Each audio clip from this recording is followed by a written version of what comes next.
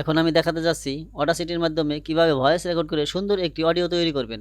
আর এই অডিও তৈরি করার জন্য প্রথমে আমাদেরকে অডাসিটি সফটওয়্যারটি ইন্টারনেট থেকে ডাউনলোড করতে হবে। আর এই সফটওয়্যারটি ডাউনলোড করার জন্য আমাদেরকে যেতে হবে গুগলে। আমরা গুগলে চলে গেলাম। এখন আমরা এখানে লিখব AUDACITY।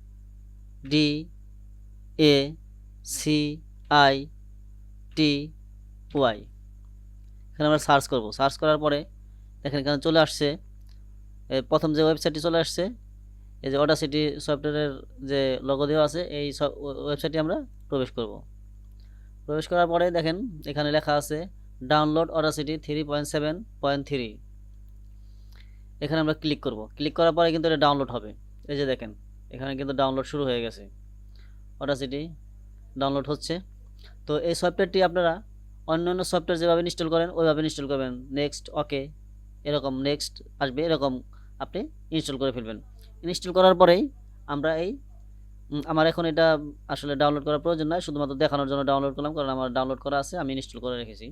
এখন আমরা এই অডাসিটি সফটওয়্যারটি ওপেন করব। অডাসিটি সফটওয়্যারটি ওপেন করলাম। আপনার এরকম একটা ইন্টারফেস পাবেন। এখন এটাকে অডিও সেটআপ দিতে হবে।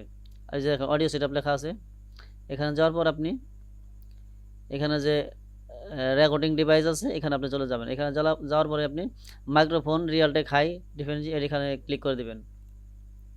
দেওয়ার পরে আপনি এখানে যে লাল বাটনটা রয়েছে এটা রেকর্ড বাটন, এটা হচ্ছে পজ বাটন, এটা হচ্ছে প্লে বাটন, এটা হচ্ছে স্টপ বাটন। তো আমরা যখন রেকর্ড শুরু করব তার আগে আমরা যে দেখেন ডান পাশে যে কয়েকটা লেভেল আছে, এই যে এখানে দেখেন এটা হচ্ছে আপনার রেকর্ডিং লেভেল, আর এটা হচ্ছে প্লেব্যাক। প্লেব্যাক মানে প্লে, মানে আপনি যে অডিওটা রেকর্ড করব ও রেকর্ড করার পরে যে প্লে হবে ওটা হবে প্লে ভলিউম। আর এটা হচ্ছে রেকর্ডিং ভলিউম। আমরা এটা পুরোপুরি বাড়িয়ে দেব। বাড়িয়ে দেওয়ার পর আমরা রেকর্ড করব। এই যে রেকর্ড ভলিউমে আমরা রেকর্ড করব। রেকর্ড বাটনে আমরা চাপ দেব। চাপ দেব, এখন কিন্তু রেকর্ড হচ্ছে। Hello 1 2 3 4 hello, hello hello check, hello 1 2 3 4 1 2 3 4 hello. এখন আমরা এটাকে পজ করব। দেখেন আমি কিন্তু এটাকে পজ করেছি। এখন আমরা চাইলে অনেকক্ষণ ঘোরাফেরা করে আসি, তারপরে আবার আমরা এখান থেকে রেকর্ড শুরু করতে পারবো। পজ লেখাতে ক্লিক করবেন, আবার ওখান থেকেই hello check, hello 1 2 3 4 hello, hello hello hello. আমি আবার পজ করে দিলাম। দেখেন একটা রেকর্ড, পুরো একটা রেকর্ড হয়ে গেছে। এখন আমরা এটাকে স্টপ করে দেব। স্টপ করে দিলাম। স্টপ করে দেওয়ার পরে কিন্তু এটা আর রেকর্ড হবে না। এটা আবার যদি করেন আবার পুনরায় হবে, ওইখান থেকে আর হবে না। তো আমরা যে রেকর্ডটা করলাম এই রেকর্ডটাকে আমরা এখন ক্লিয়ার করব। ক্লিয়ার করার জন্য প্রথমে আমাদের এখান থেকে নয়েজটা রিমুভ করতে হবে। অডিওর ব্যাকগ্রাউন্ডে যে চু চু শু শু শব্দ করে সেটাকে বলা হয় নয়েজ। আমরা এই নয়েজটা এখন রিমুভ করব। আর এই নয়েজ রিমুভ করার জন্য প্রথমে আমাদেরকে যে কাজটা করতে হবে, মাউসের লেফট সাইড ক্লিক করে আপনাদেরকে এখানে টান দিতে হবে। মানে খালি জায়গা আছে না আমাদের এখানে কিন্তু, মানে আমরা কতটুকু কথা বললাম কতটুকু খালি রইলো এই জায়গা কিন্তু বুঝতে পারেন। এই যে এই জায়গাটুকু হলো খালি, আমরা এই জায়গাটুকু সিলেক্ট করব। সিলেক্ট করার পরে আমরা ইফেক্টে চলে যাব। ইফেক্টে যাওয়ার পর আমরা চলে যাব নয়েজ রিমুভাল অ্যান্ড রিপেয়ার। এখানে যাওয়ার পর আমরা এখানে যাব নয়েজ রিডাকশন, এখানে ওকে করব। এখানে প্রেস করার পরে আমাদের এখানে একটা লেখা আসবে গেট নয়েজ প্রোফাইল। আমরা এখানে ক্লিক করে দিয়ে বাস আমাদের কাজ শেষ।